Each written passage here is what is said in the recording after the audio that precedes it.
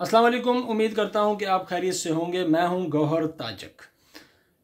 आज आपसे मैं एक छोटा सा वाक़या शेयर करूँगा और ये वाक़या मेरे साथ हुआ तो मुझे बहुत ही अफसोस हुआ कि हम लोग किस तरफ जा रहे हैं, हमारी अक्सरियत किस तरफ जा रही है कि हमारे जहन के अंदर करप्शन हमारे जहन के अंदर घुस चुकी है। और फिर हम जब करप्शन हम खुद करते हैं और गालियां हम हाकिम वक्त को निकालते हैं, वो हाकिम वक्त खा कोई भी हो, वो इमरान खान हो, नवाज शरीफ हो, वो जरदारी हो, लेकिन काम हम खुद करते हैं। करप्शन की जड़ हम खुद हैं, करप्शन हम खुद करते हैं, लेकिन गाली हम उसको निकालते हैं जिसकी हुकूमत होती है।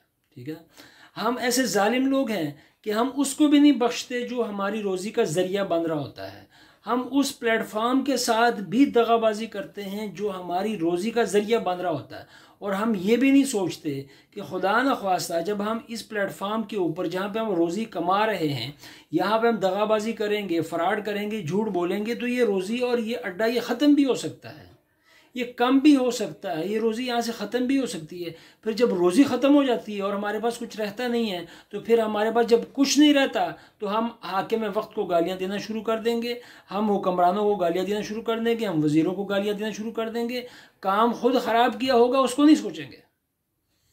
वाक़या कुछ इस तरह से है कि मैंने, आपको पता है कि पाकिस्तान में उबर और क्रीम बड़ी अच्छी सर्विसेज है दोनों के लिए, मतलब जो उस पर सवारी कर रहा है उसके लिए भी, जो उसके अंदर अपनी गाड़ियाँ चला रहे हैं उनके लिए भी बहुत ही फ़ायदा है। दोनों पार्टीज़, दोनों तरफ, दोनों को फ़ायदा है। देखें, इतनी अच्छी सर्विस है कि आप कहीं पे भी बैठे हुए हैं, आप मोबाइल एप्लीकेशन ऑन करते हैं और आपके पास गाड़ी, रिक्शा, मोटरसाइकिल जो भी आपने मंगवानी हो वो आपके पास पहुंच जाती है विदाउट एनी आर्गूमेंट्स। आप मतलब बगैर बहस के आप जाते हैं और जो सिस्टम का बिल बनाता है, जो किराया बनाता है, वो आप उसको देते हैं और फिर आप आसानी से अपनी मंजिल पर पहुँच जाते हैं। लेकिन हमने उस इतने बड़े प्लेटफॉर्म, इतने बड़े नेटवर्क के अंदर भी हमने उसके अंदर भी चोरी और उसके अंदर भी हमने नकबजनी शुरू कर दी है, उसके अंदर भी हम डाका डालने की कोशिश कर रहे हैं। तो मैं आपको ये बता रहा था कि हमने कहीं जाना था तो करीम मैंने बुलाई, आधा घंटा मैं उस गाड़ी वाले ने इंतज़ार करवाया। आधा घंटे के बाद वो मेरे पास आया तो फिर वो मुझे कहने लगा कि जनाब जिस वक्त आपने ये बुकिंग करनी थी उस वक्त एस्टिमेटेड अमाउंट क्या आई थी। आपको पता है जब आप बुकिंग करते हैं उबर या क्रीम की तो एक एस्टिमेटेड अमाउंट आती है कि उस जगह तक जाने के लिए इतनी अमाउंट हो सकती है, इतने पैसे हम आपसे ले सकते हैं। तो मैंने कहा जी एस्टिमेटेड अमाउंट 1100 रुपये आई थी। तो उसने कहा ठीक है, मैं इस तरह करता हूँ कि मैं इसको कैंसिल कर देता हूँ और मैं आपको वहाँ तक छोड़ आता हूँ। मैं बड़ा हैरान कि मतलब आप इसको कैंसिल क्यों करना चाहते हैं। मैंने कहा जी कैंसिलेशन की वजह, उसने कहा जी कैंसिलेशन की वजह यह है कि जो मुझे क्रीम को जो फ़ीस देनी पड़ती है, जो परसेंटेज क्रीम की है, वो फिर ख़त्म हो जाएगी और सारे के सारे पैसे मैं अपनी जेब में रख लूँगा।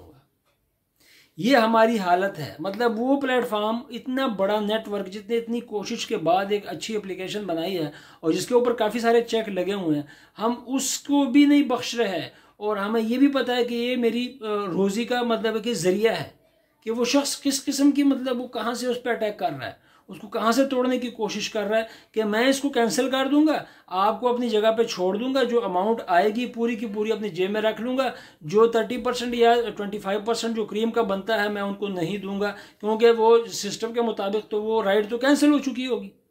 ये हमारी हालत है। ठीक है, मैं बड़ा परेशान हो गया। मैंने कहा भाई जी बात यह है कि आप बात तो ठीक कर रहे हैं कि आप यहाँ पे कैंसिल कर देंगे और आपकी जेब में पैसे आ जाएंगे, लेकिन इसके बाद आपकी सिक्योरिटी क्या रहेगी। आप, हमें क्या पता कि आप क्या हैं, हम आपके साथ क्यों जाएंगे। हम तो जाएंगे क्रीम के साथ, हम तो जाते हैं उबर के साथ, हम आपको तो नहीं जानते, हम तो आपकी इस प्लेटफॉर्म को जानते हैं, जो प्लेटफॉर्म हमें लेने के लिए आपको भी जो आया हुआ है और जो प्लेटफॉर्म हमारे पास है, जिसको आप, जिसकी वजह से आप भी रोज़ी कमा रहे हैं और जिसकी वजह से हमारे लिए भी आसानी है, हम तो उसके साथ जाएंगे। नहीं जी नहीं, ये है फलाना है, ये मेरा कार्ड है, ये सिक्योरिटी का मसला नहीं है आप। मैंने कहा आप जो मर्ज़ी कर लें, लेकिन हम इस तरीके से आपके साथ जाने वाले नहीं हैं। ठीक है, खैर मैंने उसको वापस कर दिया। उसने लाजिम बात है राइड कैंसिल की, 110 रुपये उसको उसके कैंसिलेशन चार्जेस भी पड़ गए। फिर मैंने उसकी जनाब जाके वो एप्लीकेशन के ऊपर उसकी शिकायत भी दर्ज की और वो उन्होंने भी मतलब है कि उसके ऊपर एक्शन लिया कि जी ये तो फ्रॉड का केस है, ये तो मतलब विदाउट उसके मतलब है कि बुकिंग जो है ये कर रहा था, कि मतलब एप्लीकेशन पे बुकिंग नहीं है और मतलब है कि ऑफलाइन बुकिंग ये कर रहा था। तो ये सारा कुछ तो हुआ, लेकिन मेरे उस वक़्त मेरा बिल्कुल दिमाग मतलब है कि माउफ हो गया कि यार हम किस किस्म के लोग हैं। हम मतलब चंद पैसों की खातिर 110 रुपये तो आपको यहाँ पे पड़ गया, और आपको उबर को या क्रीम को ज़्यादा से ज़्यादा 300 रुपये देना पड़ना था या 250 रुपये देना पड़ना था। तो आपने 150 रुपये की खातिर, 125 रुपये की खातिर आपने इतनी बड़ी सोच रखी कि मैं 150-125 रुपये बचाने के लिए मैं उस राइड को कैंसिल करूं और फिर आपको मैं ऑफलाइन छोड़ के आऊं। इसमें कई रिस्क है, ये मैं आपके लिए आपके साथ में इसलिए शेयर कर रहा हूं कि इसके अंदर रिस्क बहुत ज़्यादा हैं। अगर आपके साथ भी कोई इस तरह का वाक़या हो तो कभी भी ऐसे लोगों के साथ आप राइड ना लें, क्योंकि देखें आने वाला आपको नहीं जानता, ठीक है, आप उसे नहीं जानते। जब आपके दोनों के अंदर जो राब्ता है वो क्रीम की एप्लीकेशन के ज़रिए है, जब वो कैंसिल हो जाता है तो क्रीम की एप्लीकेशन के ज़रिए से आप दोनों का राब्ता मुनक़ते हो जाता है। अब आने वाले का कोई पता नहीं है कि किस किस्म का शख्स है, शहर का माहौल है, कोई किसी को जानता नहीं है।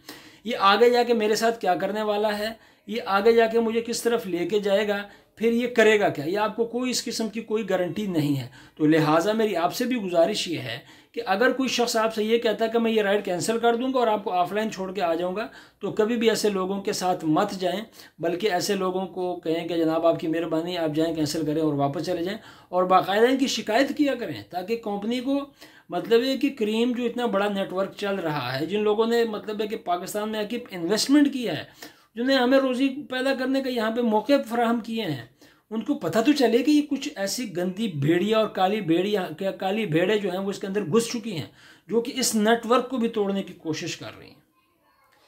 तो बहुत ही अफसोस की बात है, हम काम, मैंने पहले भी बताया था कि काम हम खुद करते हैं, गलती हम खुद करते हैं, और सारा का सारा पलंदा उठा के फिर जनाब आप उसके ऊपर डाल देंगे कि जी आपने जी इमरान खान आया तो जनाब बड़ी महंगाई हो गई, जी नवाज शरीफ चोरी करके सारा कुछ ले गया, जी जरदारी चोरी करके सारा कुछ ले गया। भाई मैं क्या कर रहा हूँ, मैं दफ्तर जाता हूँ तो टाइम पूरा नहीं देता, मैं दफ्तर जाके एंट्री करके मैं वापस आ जाता हूँ, मैं जाके हाज़िरी लगाता हूँ और दफ्तर से गायब हो जाता हूँ। मेरी अगर 9 घंटे ड्यूटी है तो मैं 9 की बजाय मेरी कोशिश होती है कि मैं साढ़े आठ घंटे कर लूँ। मेरी अगर ड्यूटी खड़े होने की है तो मेरी कोशिश होती है कि मैं कहीं बैठ जाऊँ। ये एक एग्रीमेंट है ना, नौकरी क्या चीज़ है, एक एग्रीमेंट है।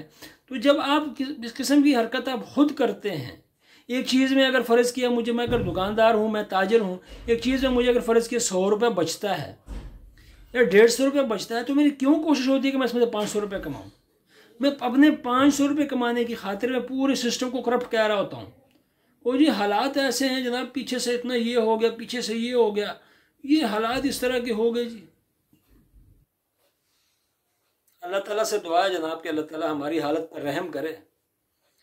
जब तक हम अंदर से खुद को नहीं बदलते ना, आप इमरान खान छोड़ के आप कोई भी आपके पास आ जाए, आप कभी भी ये दुनिया में तरक्की नहीं कर सकते। नया पाकिस्तान क्या, आप अपना नया घर भी नहीं बना सकते जब तक आप अपने अंदर के, आपके चोर तो आपके अंदर बैठा हुआ है, तो फिर आप करेंगे क्या। ये एक छोटे से वाक़या मैंने आपके साथ शेयर किया है। इस छोटे से वाक़े ने मुझे बहुत कुछ कहना था, लेकिन मेरे पास टाइम नहीं है, वीडियो ज़्यादा लंबी हो जाती है। बहुत कुछ मुझे कहना था लेकिन मैं नहीं कह पा रहा, ठीक है।